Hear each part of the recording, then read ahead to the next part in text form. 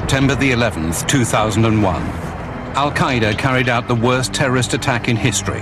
Almost 3,000 people died.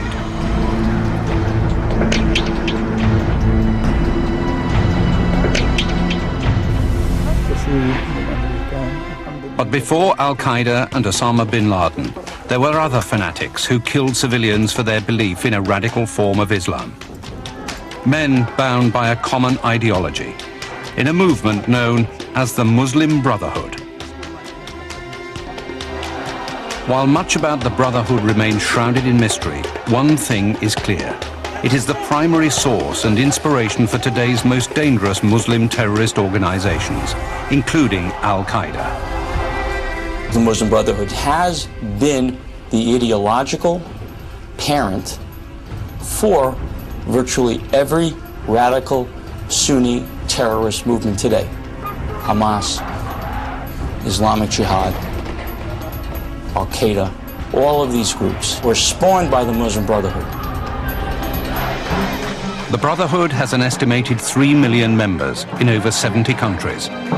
Tracing the activities of this elusive movement poses a worldwide problem for Western intelligence agencies. Today, the Brotherhood renounces terrorism and claims to seek change through non-violent means. But its history is steeped in violence. For many years, members of the Brotherhood have been linked to assassinations, bombings, and riots. They have been deported, jailed, and executed.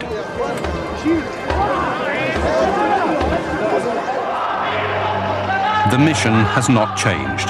The goal is to impose Islamic law and establish a worldwide Islamic state. At the heart of the Muslim Brotherhood belief, they see America as an enemy. The Muslim Brothers are wrong-headed in their attitude towards the West. I think they've got impractical ideas about the role of religion in their societies. The leader of the Muslim Brotherhood in Egypt, Mohammed Mahdi Akef, is direct in his anger towards the American government. America is a despotic, heedless power, which does not know religion or a God.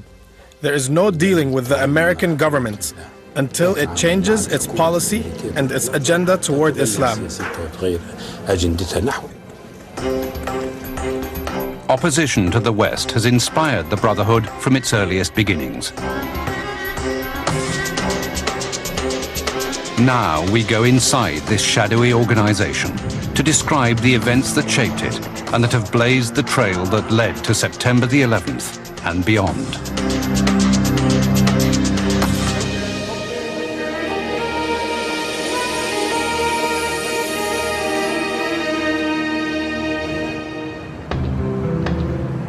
Today, many leaders of the Muslim Brotherhood see America as the embodiment of corruption and moral decay. But at the start, the Muslim Brotherhood had a different enemy, Great Britain.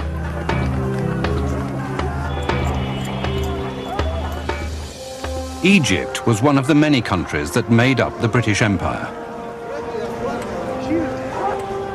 Even after Egypt gained its independence in 1922, thousands of British troops remained there to protect shipping passing through the Suez Canal, the crucial waterway between Europe and Asia.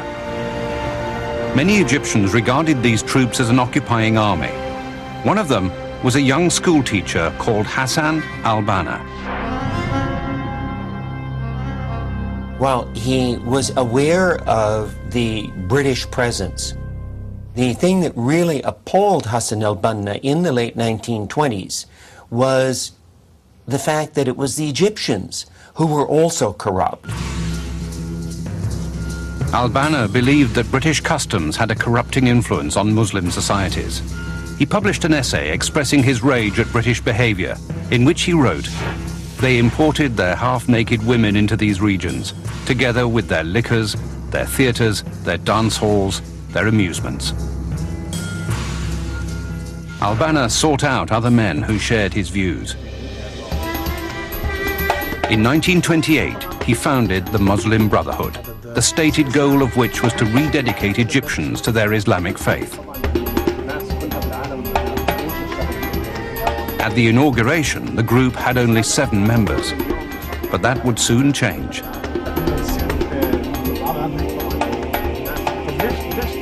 In a back room at Al-Banna's house, the men took an oath to be holy warriors devoted to the venerable traditions of Islam and to reject Western culture. He saw Western civilization as danger to Muslims, as decadent, as must be destroyed, the same way that we see it now today in the speeches of Osama bin Laden and Ayman al-Zawahiri and Al Qaida. The Muslim Brotherhood does not accept the notion of pluralism, the separation of church and state. It rejects Westernism, and it is a totalitarian ideological movement. By the early 1930s, Hassan al-Banna had gathered more supporters. He went to the center of popular life, even the center of the life of vice, and began to preach to people in the coffee houses and in the streets. In a rare interview, al-Banna's son, Ahmed, recalls the influence his father exercised in Egyptian society. He had an attractive personality and great speaking skills. He was a powerful leader who could influence the masses.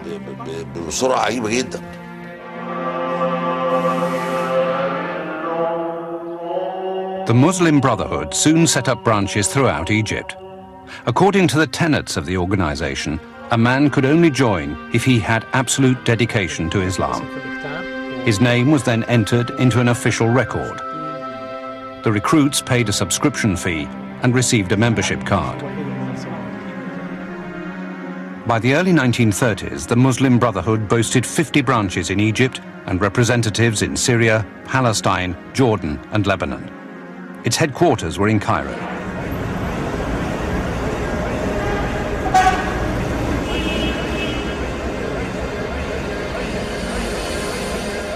It was a relatively centralized organization, with Cairo being a distribution center for funds, for experts, for teachers. The Brotherhood pioneered a recruiting technique that Al Qaida and other radical groups use to this day. It targets new members at local mosques. They used to plant their men into mosques and become preachers and become leaders of these mosques and take people slowly by the hand and move them from the ordinary Islam of the man on the street to actually a more politicized version of Islam. In time, the public organization began to evolve into an underground movement. And then it took a momentous step. Some members vowed to use violence in order to expel the British from their homeland. They felt like the state of Egypt was their enemy, and they felt like they were entitled to employ more violent means. And they created an organization within the Brotherhood called the Secret Apparatus. The Secret Apparatus would become the Brotherhood's underground military wing. It was composed of men determined to fight foreign occupation and shed blood in the name of jihad, holy war.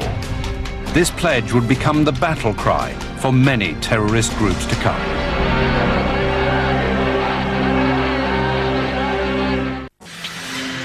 In Egypt in the 1930s, a shadowy movement known as the Muslim Brotherhood had attracted thousands of followers and was spreading rapidly throughout the Middle East. Its underground military wing, called the Secret Apparatus, was gearing up for jihad, or holy war. The Brotherhood's creation marked the beginning of an ideological movement that would influence a worldwide terrorist network over the following decades. The Brotherhood's power was concentrated in Egypt, where its members demanded the creation of an Islamic state and sought to eliminate all traces of Western influence. But these objectives faced two serious obstacles: the occupying British forces and their own monarchy. The corruption of the Egyptian royal family was obviously notorious, especially in the 1930s and 1940s during the reign of King Farouk. And that, of course, sat very badly with the Muslim Brotherhood because the royal family was very westernized. King Farouk was a big spending libertine. He often visited Europe, where he spent his days enjoying extravagant shopping sprees and his nights in pursuit of pretty young girls. Despite his many palaces and unbounded wealth, Farouk always wanted more of everything.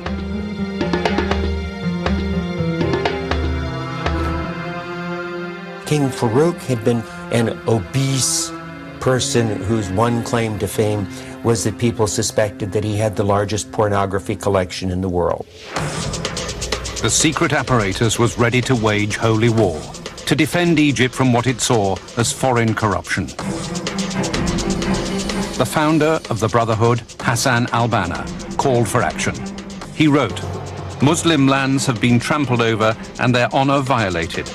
Hence, it has become an individual obligation, which there is no evading, on every Muslim to prepare his equipment, to make up his mind to engage in jihad."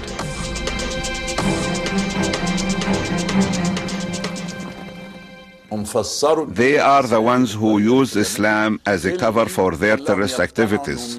They interpreted Islam in such a way which convinced them to kill and to destroy and to bomb. Members of the secret apparatus were trained to use firearms, but at the beginning of their campaign lacked experience of combat. It's a small, disorganized, rather chaotic branch, but it demonstrated for the first time that the Islamist movement had an inclination towards violence. The Brotherhood had established training camps in the Muqattam Hills outside Cairo. Today, its leaders speak with pride about these camps, but volunteer little information about what went on there. Al-Muqattam camps were special for the brethren to train there. That's why the Muslim Brotherhood are proud of this matter.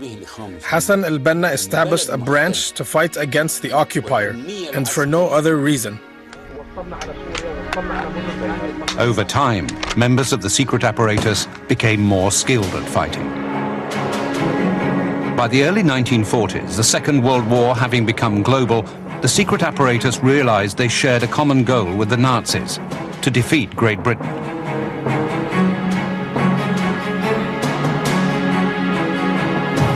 Accordingly, the Brotherhood's covert paramilitary wing prepared to carry out attacks against its enemy. The Nazi order early on really sort of influenced that totalitarian impulse, the totalitarian streak in the Muslim Brotherhood. The underground activities of the secret apparatus made it possible for some members to plan attacks, while the public wing of the Muslim Brotherhood adamantly denied any involvement. There were people even in the Brotherhood who were quite happy to be able to say, there is this separate organization, that's not us. The Brotherhood bombed bars, nightclubs and cinemas, all symbols of British influence and moral corruption. The primary weapon was the weapon of murder. Judges and government officials were killed. But despite an appalling string of attacks, the government of King Farouk found no evidence whatsoever to link the Brotherhood with the crimes.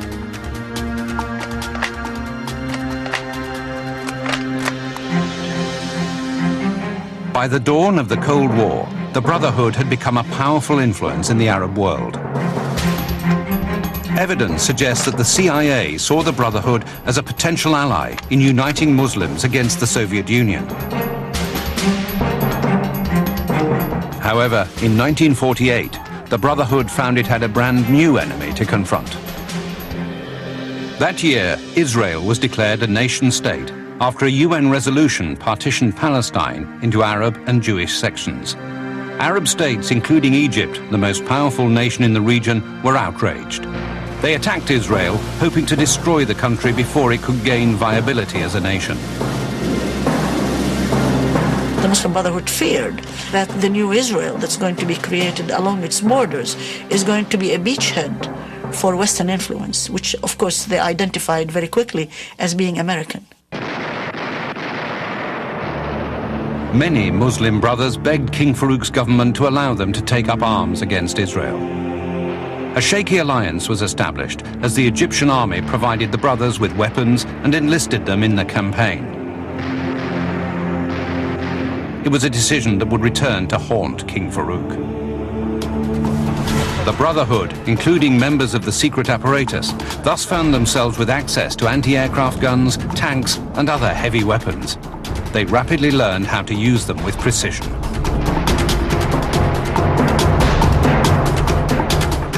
The recruitment mechanisms and the kind of combat experience they gained, it is very similar to when Bin Laden created Al Qaida. Israel, with massive support from the West, was able to defeat the Arabs. But throughout the war, the Brotherhood grew stronger and more sophisticated. At that point, it claimed several thousand branches and over 500,000 members across the Arab world. And the clandestine arm of the Brotherhood, the secret apparatus, continued to perpetrate its covert terrorist activities. Training camps sprang up deep in the Egyptian countryside. Some even operated inside universities in the larger cities. They had something akin to Boy Scouts that they would recruit early on, and they have camps for high schoolers and university students until they became young men capable of carrying arms and carrying operations. We were training with arms and live munitions, and we were protected by using university campuses. The Brotherhood had so much support among ordinary citizens that people were willing to collude in hiding any information they might have about the Brotherhood's secret paramilitary wing from the authorities. But in autumn 1948, a strange series of events began to bring the mysteries of the secret apparatus into the open.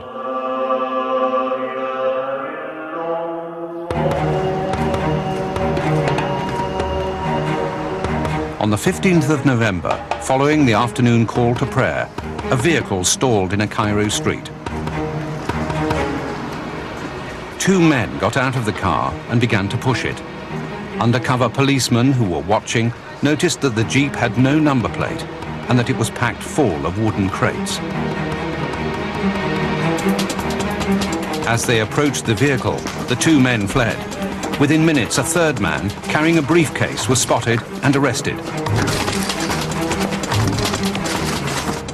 Inside the briefcase were found memos and personal papers to do with terrorist activities. These included assassination plots and schemes to blow up government buildings in Cairo. Inside the crates, they found an arsenal. So that was the first whiff that the government got into the underground world of the Muslim Brotherhood, and the amount of arms they have and the training camps and things that they did not know before. The Egyptian Prime Minister, Mahmoud Fahmy al-Nakrasi, immediately issued a decree dissolving the Brotherhood, and then he arrested members of the secret apparatus. In response, a young Muslim brother exacted his revenge. On the 28th of December 1948, the Prime Minister walked into the Ministry of the Interior in Cairo.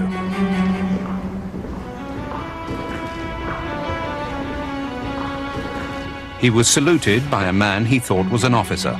As the Prime Minister passed, the young man fired one shot into his back. Stunned, Nakrasi turned to face his attacker and was shot again in the chest. He died some minutes later.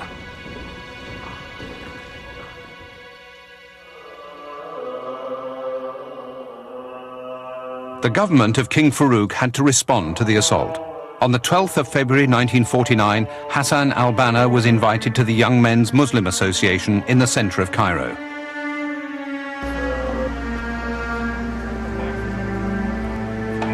After the meeting, al-Banna was hailing a taxi when an agent of the Egyptian secret police stepped out of an alleyway and shot al-Banna at close range.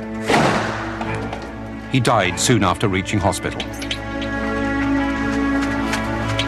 The government thought that would signal the end of the secret apparatus's reign of terror, but they had grossly underestimated the fervor of the movement. For the Brethren, Hassan al-Banna had become a martyr. New recruits flocked to the Brotherhood as never before. The founder of the movement was killed in broad daylight in Cairo, and by a regime that was seen as an agent of the West. So that had tremendous appeal as also a recruiting mechanism for the Muslim Brotherhood. Egypt would soon find its capital city in flames, and the Brotherhood would find an ally powerful enough to depose the king.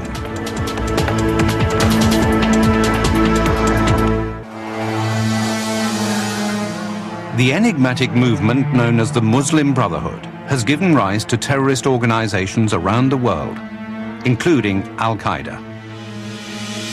But in the early 1950s, its fundamentalist ideology was only just beginning to take root in the greater Arab world. Its power base was still in Egypt. January 1952, the capital city of Cairo was in chaos. An angry mob ran riot and set fire to hundreds of buildings. The rampage followed a bitter dispute between British soldiers and the Egyptian authorities in the Suez Canal zone. It very rapidly became a major urban riot with the destruction then of the more European parts of Cairo. Many Egyptians were certain that the Muslim Brotherhood was leading the revolt. The Muslim Brotherhood at the time was feeling extremely drunk with power and drunk with the amazing numbers that they managed to recruit that reached 500,000 at the time. Although the brothers could cause damage and disruption, they were not strong enough to bring down the deeply unpopular government of King Farouk. But dissident officers in the Egyptian army, known collectively as the Free Officers, certainly had the requisite strength.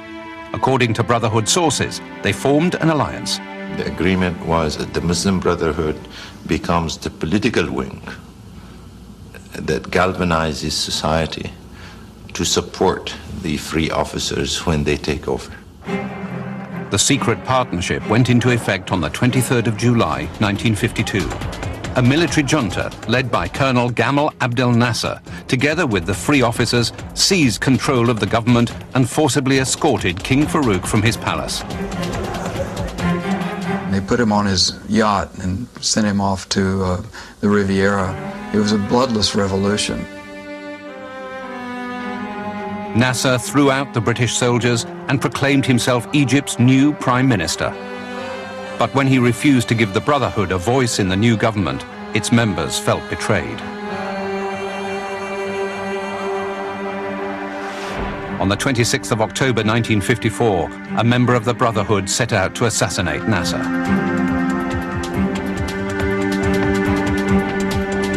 The Prime Minister was giving a speech in Alexandria as the gunman made his way through the listening crowd. Suddenly, shots rang out. Nasser stood still at the podium while the gunman fired, and when the chamber was empty, the crowd jumped on the gunman. He had missed his target, and Nasser stood there unharmed. As the would-be assassin was dragged away, Nasser warned the crowd that every Egyptian was henceforth at risk. Nasser said, "Let them kill Gamal Abdel Nasser. Now you are all Gamal Abdel Nasser." Once again, the Brotherhood denied any involvement in the crime. But Nasser knew too much about the organization to believe that. He knew the Brotherhood's militant wing, the secret apparatus, was well armed, with men hardened by the conflict with the British Army. As a result, Nasser declared the Muslim Brotherhood a banned organization, and its headquarters were burned down. Thousands of branches across Egypt were closed. The cracking down was even heavier than anything they had seen in Royal Egypt. Nasser expelled thousands of Brotherhood dissidents. They fled across the Middle East to countries like Saudi Arabia, Syria, Kuwait, and Jordan, where they were able to open new branches of the Brotherhood. And then we're looking at a Muslim Brotherhood that's larger than it was. Other members of the Brotherhood were rounded up and thrown into Egypt's notorious jails. While the Egyptian government denies torturing prisoners, it's widely believed that the Muslim brothers suffered cruel physical abuse while incarcerated.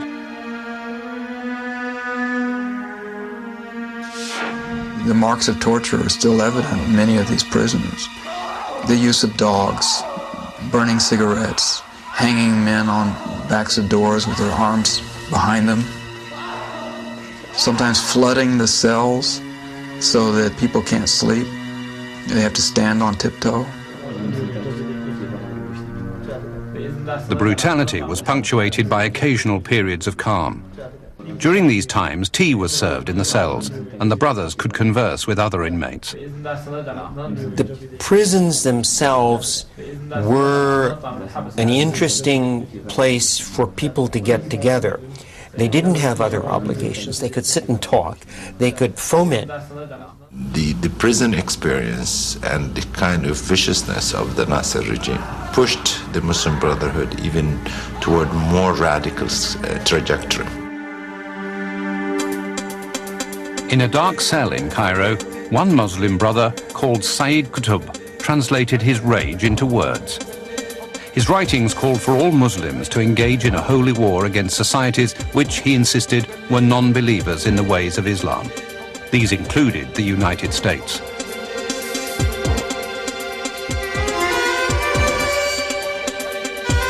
Qutb's poor health kept him confined to the prison hospital for long periods of time. While he was there, he began writing a series of pamphlets. His thoughts had been profoundly influenced by his experience as a university student in Greeley, Colorado, in the late 1940s. There, the radical and religious young Egyptian had been shocked by the laxity and frivolity of the American way of life. Among the things that offended him were the revealing clothes worn by the women and the large amount of time Americans devoted to the care of their lawns. Most of us don't really think of Colorado as a great center of sin, but Sayyid Qutb got out there and he found Colorado to be materialist and very sinful. His trip in America confirmed in him that the West was the real enemy of Islam. Qutb's words amounted to a declaration of war against Western ideas. He urged all Muslims to take part in the struggle against non-Islamic societies.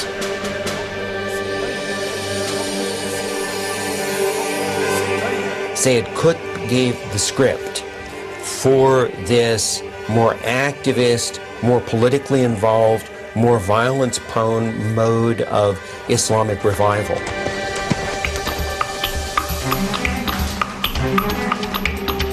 Qutb's two sisters visited him and smuggled his writings out of the prisons.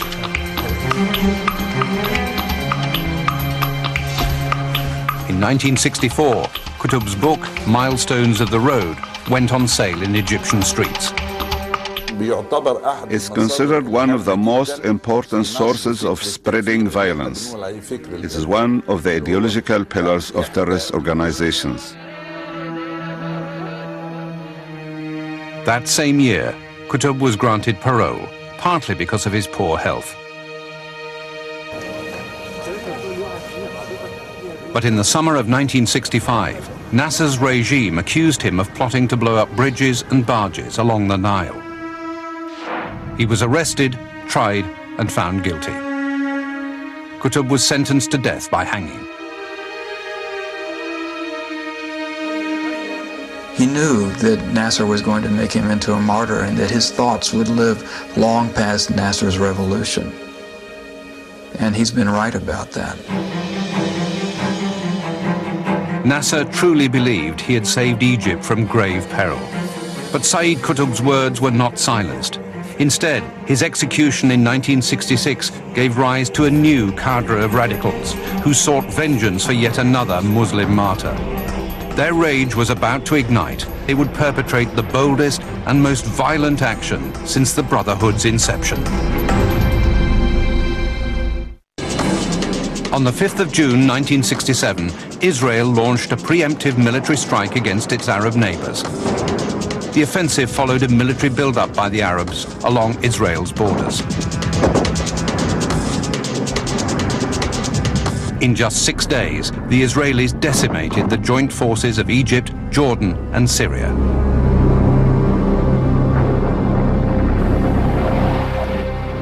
What became known to history as the Six-Day War ended with Israel seizing East Jerusalem and the West Bank from Jordan, the Golan Heights from Syria, and from Egypt they occupied the entire Sinai Peninsula, in addition to the Gaza Strip. The Israeli victory was deeply humiliating for the Arab world.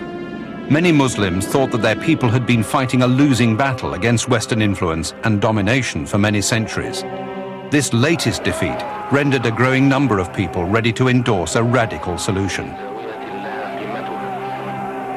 Many people came to the conclusion that God was not on the side of the Muslims, and so they had to become more religious. Then they would triumph not only against Israel, but against the West. It was a watershed tailor-made for the burgeoning Muslim Brotherhood. Every time there is a failure, the disillusioned will look for an alternative. And the Muslim Brothers were always there as an alternative. In 1970, Vice President Anwar Sadat became president of Egypt after Nasser suddenly died of a heart attack. Sadat believed making peace with the Muslim Brotherhood could give him a political advantage in negotiations with the West. He welcomed back the brothers, who had been forced to go into exile in the 1950s. Since then, many of them had made fortunes in Saudi Arabia. The Muslim Brotherhood used Saudi money and Saudi resources to build its own global network. And that global network also is what became the basic infrastructure for Osama bin Laden and his Al Qaida. Sadat also released hundreds of the brothers from prison, but his trust in their organization would prove a catastrophic misjudgment. During their days in jail, the Brotherhood had become divided. The old guard was convinced that the violence of the secret apparatus hadn't worked in the past and now favored peaceful solutions. But younger members wanted to continue to pursue the armed struggle sanctioned by the secret apparatus. They broke away from the Brotherhood precisely because they wanted to pursue terrorist policies that the Brotherhood said no. The Muslim Brotherhood was not really in control of the life of its own group, especially during the Sadat period. It lost control totally.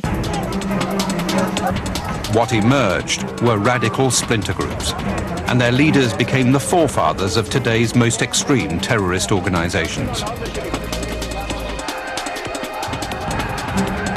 One of the first groups to break from the Brotherhood was the Egyptian faction Islamic Jihad. It took the ideas of Sayyid Qutb even further by claiming that violent jihad was a requirement of Islam, an extreme interpretation most Muslims reject. But in the opinion of many young Egyptian radicals, President Sadat was quickly falling from grace. In September 1978, Sadat met President Jimmy Carter and the Israeli Prime Minister Menachem Begin at Camp David. After 12 days of negotiations, an agreement was signed to establish peace between Israel and Egypt. Peace unto you, shalom, salam, forever. It was not just the peace with Israel that Sadat had signed. He didn't realize that he was signing his own death warrant. It was decided he no longer deserved to be called a Muslim, and therefore they were entitled to kill him. The plot to assassinate Sadat was put into action by some of the young radicals who belonged to extremist groups which had recently broken away from the Brotherhood. On the 6th of October 1981, Sadat was reviewing a military parade in Cairo when grenades suddenly went off.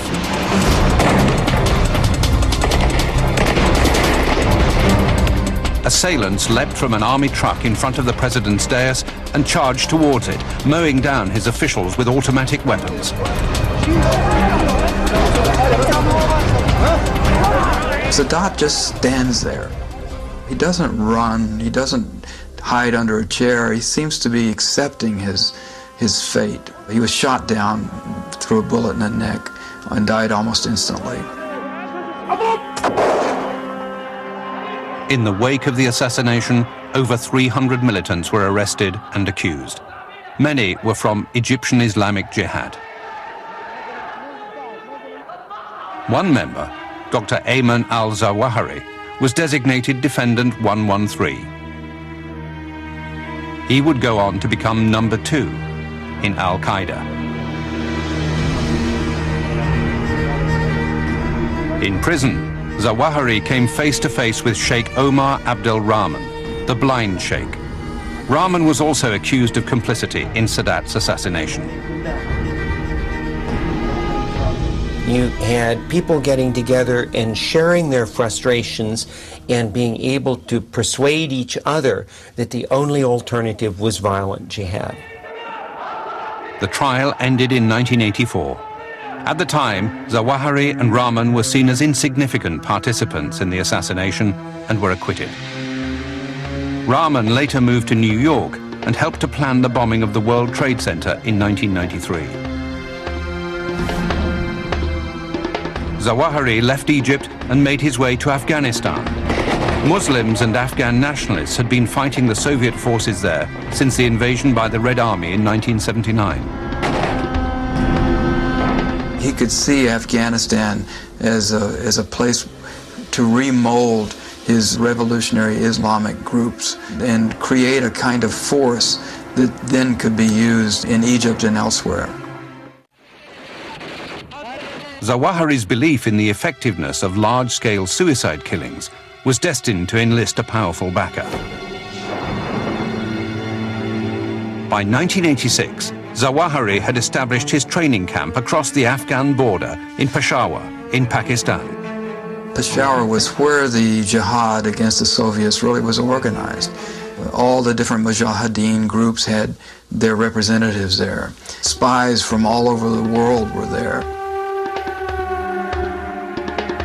In Peshawar, Zawahiri came into contact with Abdullah Azam, an Islamic cleric from the Palestinian branch of the Muslim Brotherhood. Sheikh Abdullah Azam was key Palestinian Brotherhood member who was teaching Osama bin Laden. Azam had taken Osama bin Laden under his wing in Saudi Arabia in the early 1980s. Bin Laden then followed his teacher to Peshawar, where he began working to develop what would become known as the base, or Al Qaida.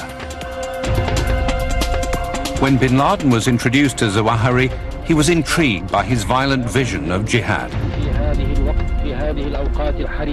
Ayman Zawahiri is, for all practical purposes, the person who has provided the ideology for Al Qaeda. These are men who will tell you the main difference between us and the West is that they value life and we value death. One of Zawahiri's stratagems was the notion of suicide bombing. This relatively new concept for Sunni Muslims would engender future attacks around the world. Zawahiri was the pioneer of imposing this technique among Sunnis in Egypt, this dreadful technique, which became the calling card for Al Qaeda. Zawahiri was the first to recognize the utility of having a martyr. Zawahiri became bin Laden's right-hand man. Their collaboration culminated in the events of the morning of the 11th of September 2001. The attack was rooted in the violent ideology that sprang from the Muslim Brotherhood many years previously. Today, Zawahiri is still at large, and Al Qaeda cells continue to operate around the world. Since the 11th of September, some experts claim to have evidence showing that the Muslim Brotherhood still has agents working in the United States. Terrorism investigators allege the Brotherhood has been secretly operating within some American Muslim groups since the 1960s. However, the Muslim Brotherhood publicly maintains that it is a peaceful, non-violent movement. The Muslim Brotherhood found the perfect vehicle to set up shop in the United States. Reconstitute themselves under innocent-sounding names, deny any formal connection to any radical Islamic movement. As a result, the number of Muslim Brotherhood members in America is difficult to determine. In 2004, this reporter, together with other investigative journalists from the Chicago Tribune, discovered that the recruitment process in the US is so secretive that a potential Brotherhood member may not even know if he is being recruited.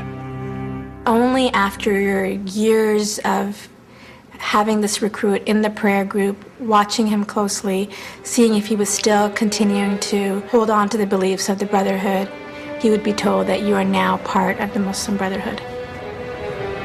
While intelligence specialists insist the Brotherhood continues to attract members in the United States, the State Department does not include the Muslim Brotherhood in its official list of 41 terrorist groups. One of the problems is that the Muslim Brotherhood resists a clear, categorical placement and description as either a terrorist group or as a peaceful movement.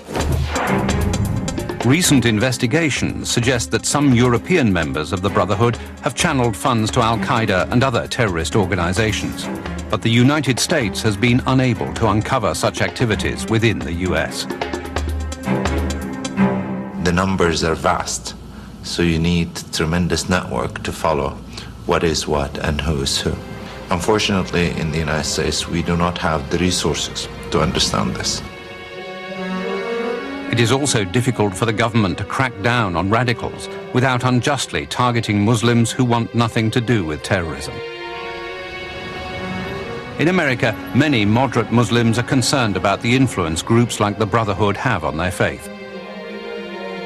So what was most troubling to me was that this organization, which I had never heard about, actually turned Islam in North America much more conservative than what it could have been. Today, Muslim Brotherhood leaders here at the Cairo headquarters in Egypt insist that the Brotherhood around the world uses only peaceful methods to bring about change in their countries. Several members of the organization even serve in the Egyptian parliament. The role of the Muslim Brotherhood in Egypt now is to work towards reforming the current situation to create a better one. Having dialogued with them extensively in prison and after prison, I've come to believe that they have genuinely evolved. But many experts doubt that this is true. They wonder if an organization that has spawned terrorist groups around the world can ever be trusted. If it is not a terrorist organization, it's providing the language that makes the actions of terrorists look legitimate and look acceptable in the eyes of the public. The Muslim Brotherhood's campaign continues. In August 2005, Al Qaeda's second-in-command, Ayman al-Zawahiri, released a videotape praising the recent attacks in London and promising more to come. إن رسالتنا لكم واضحة جلية قاطعة. لا نجاة لكم إلا بالانسحاب من أرضنا، وإلا بالتوقف عن سرقة بترولنا وثرواتنا، وإلا بكف الدعم عن الحكام الفاسدين المفسدين. The Muslim Brotherhood has really defined modern Islamist movements through its existence. It's evolving, but nonetheless it's set a firm stamp on the direction of the modern Middle East. The reality is that they're a powerful force that we're going to have to deal with.